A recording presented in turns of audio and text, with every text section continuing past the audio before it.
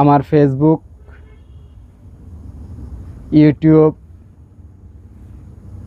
বিভিন্ন পোস্টে অনেকে কমেন্ট করেন, চাঁদাবাজির অভিযোগে আমাকে বহিষ্কার করা হয়েছে। আমি কেন দলের কথা বলি? আমার এই বলাটা নিবৃত্ত করতে আপনারা বিভিন্নভাবে চেষ্টা চালাচ্ছেন।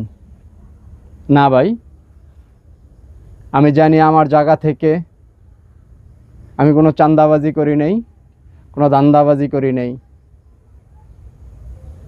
আমি আমার জায়গায় শতভাগ সৎ এবং দলের প্রতি একাগ্রতা, নিষ্ঠাবান। হ্যাঁ, চাঁদাবাজির যে অভিযোগ 24 পরবর্তী বাংলাদেশে আমার উপরে দেয়া হয়েছে, তার জন্য আমি একটুও হতভম্ব হইনি। কারণ 2001 থেকে 6 পর্যন্ত আমার উপরে চাঁদাবাজির কালেমা দিয়ে দুইবার পুলিশ দ্বারা গ্রেফতার করানো হয়েছে। সেই আমাকে নিজেকে প্রশ্ন করি, একটা সান্ত্বনা নিয়েছি।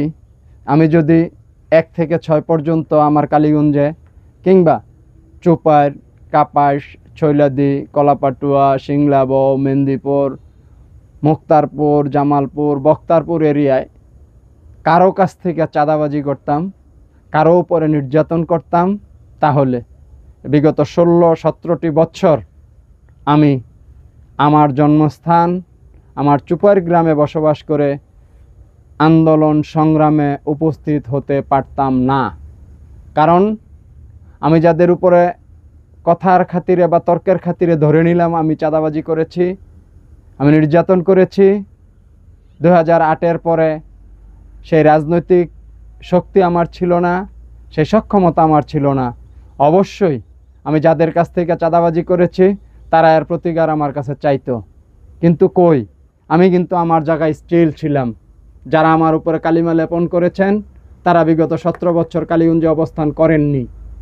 তবুও আপনাদের প্রতি আমার কোনো রাগ, ক্ষোভ, দুঃখ কিছুই নেই। কারণ এটা ওই রাজনীতির খেলা। রাজনীতিতে প্রতিযোগিতা থাকবে। হয়তোবা